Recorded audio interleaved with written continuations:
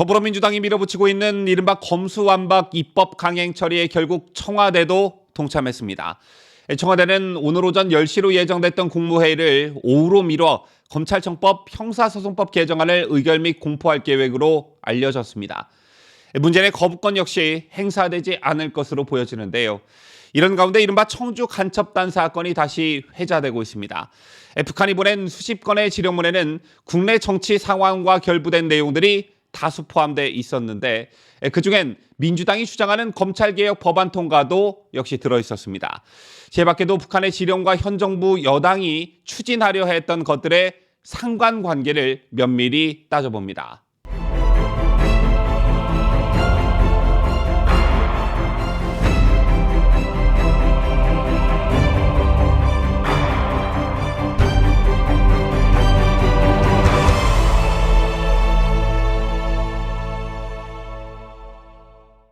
시청자 여러분 안녕하십니까? 뉴스데일리 베스트 시작합니다. 이른바 검수완박 입법 강행이 꼼수로 시작해 꼼수로 완결되는 모양새입니다. 더불어민주당이 밀어붙이고 있는 검수완박 입법 꼼수 릴레이에 결국 청와대도 동참했습니다. 청와대는 오늘 오전 10시로 예정됐던 국무회의를 오후로 미뤄 검찰청법 형사소송법 개정안을 의결 및 공포할 계획으로 알려졌습니다. 제1말에 기대를 걸었던 문재인의 거부권 역시 행사되지 않을 것으로 보여집니다. 이렇게 해서 이른바 검수완박 입법 절차가 더불어민주당의 설계대로 마무리되는데요.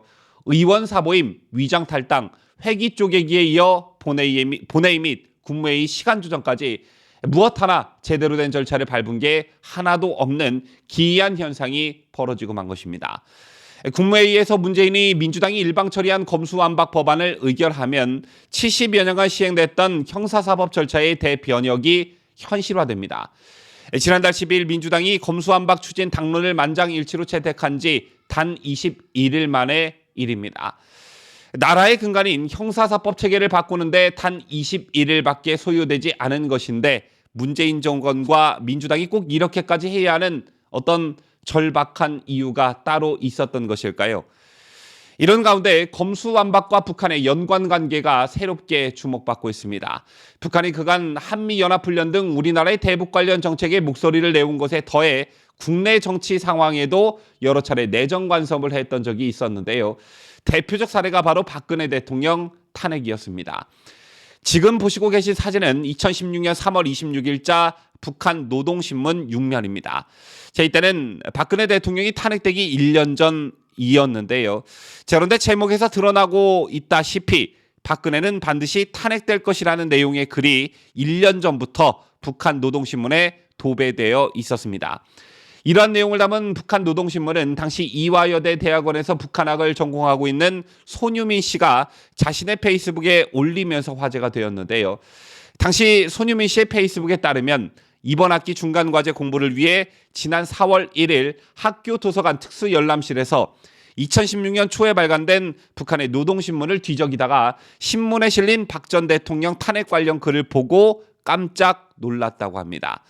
박 전 대통령이 탄핵되어야 하며 꼭 탄핵될 것이라는 기사들로 이미 도배되어 있었다는 것을 확인한 손 씨는 결국 1년 후 북한이 주장하던 대로 박 대통령이 탄핵되었다는 사실에 충격을 받았다고 합니다.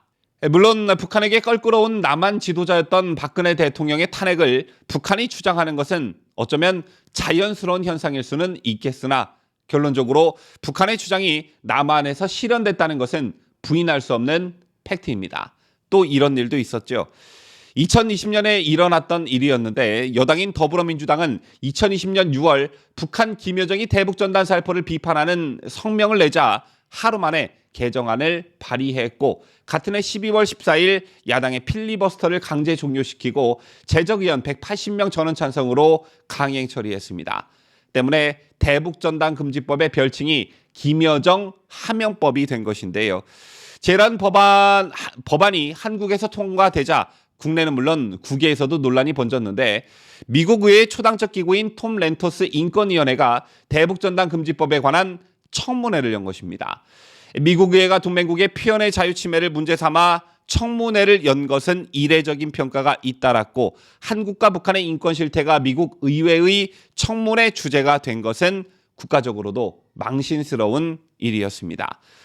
이와 유사한 일은 또 있었는데요. 이른바 김여정의 하명은 한미연합훈련과 관련해서도 계속 이어지고 있었습니다. 김여정이 한미연합훈련 취소를 지속적으로 요구한 것인데 그러자 법여권 국회의원 74명은 군사훈련을 하지 말자고 연판장에 서명하는 촌극을 빚었습니다. 김여정의 하명이 또 한 번 위력을 발휘한 셈이죠. 그리고 마지막 검수완박과 관련한 일인데 워낙 큰 사건이라 여러분 모두 기억하고 계실 겁니다. 자, 바로 이른바 청주 간첩단 사건인데요. 북한 문화교류국은 2019년 10월 20일 조국 법무부 장관 사태로 인해 동요하는 중도층 쟁취 사업을 지령으로 내렸습니다. 북한은 조 전 장관 사태를 현 사태가 보수의 부활과 정권 찬탈을 노리고 촛불 민심의 적폐청산, 검찰개혁에 도전해 나선 보수 세력의 기획적인 재집권 책동에 의하여 빚어진 정치적 혼란이라고 규정했습니다. 그러면서 북한은 이를 수수방관한다면 중도층도 피해를 면치 못한다는 것을 널리 여론화해야 한다고 투쟁 방향을 제시하기까지 했습니다. 이건 누가 봐도 명백한 지령이지요. 재란 북한의 지령은 검찰의 구속영장 청구서에 구체적으로 담겨 있었는데 우리가 주목할 것은 북한이 검찰개혁 법안 통과에 대한 지령을 구체적으로 내렸다는 점입니다. 북한은 2019년 11월 검찰개혁안 등 개혁법안 통과와 함께 진보민주개혁 세력이 전국 주도권을 장악하는 것을 1단계 목표로 내세워야 한다고 청주 간첩단에게 지령을 내렸습니다. 그리고 어떻게 됐습니까, 여러분? 북한의 지령이 내려오고 2, 3년이 지난 오늘날 북한의 지령대로 민주당이 말하는 그리고 북한이 말하는 검찰개혁은 실현됐습니다. 저도 이번 영상을 준비하면서 이런 자료들을 찾아보니 소름이 돋았는데요. 그렇다면 이런 지령이 남한에서 어떻게 실행이 됐느냐? 자주통일 충북동지회가 북한의 문화교류국으로부터 받은 지령들에 따르면 북한은 2019년 6월 반보수 실천투쟁을 전개함에 있어 최근 인기가 높은 유튜브 TV를 통한 공간을 잘 활용해 봐야 한다고 했습니다. 또 총선 전에는 신종 코로나 사태로 온라인전이 선거 유세의 주요 방식으로 전환된 데 맞게 인터넷과 SNS망을 활용한 여론전을 추진하라, 이렇게 구체적인 실행 방안도 지령으로 내려보냈습니다. 북한이 주장하면 어김없이 남한에서 어떤 방식으로든 현실이 되는 이런 현상, 여러분께서는 어떻게 보시는지요? 정부 여당의 누군가가 북한의 일종의 오더를 받고 지령을 받고 북한이 원하는 것을 법으로 실행한다는 어떤 구체적인 증거는 아직 없지만 결과만 놓고 보면, 또 드러난 팩트만 놓고 보면 이런 의심을 갖기에 충분합니다. 특히 문재인 정권 들어 이런 의구심이 증폭되고 있는데요. 최근 이런 음모설까지 돌고 있죠. 윤석열 당선인이 반대 여론을 무릅쓰고 대통령 집무실을 용산으로 이전하려고 하는 것은 현 청와대 안에 어떤 간첩이, 어떤 도청 장치가, 또한 안보를 위협하는 어떤 시설물들이 들어가 있을지 모르기 때문에 이를 방지하기 위함이다. 이런 말들이 시중에 돌고 있습니다. 이 또한 구체적인 증거는 없지만 이런 말이 국민들 입에 오르내리는 이유를 생각해 보면 우리나라의 현재 안보 상태가 개판이긴 개판이구나, 이런 생각을 하게 됩니다. 지금까지 저는 자유대한민국을 수호하는 뉴스데일리 베스트 민앵커였습니다.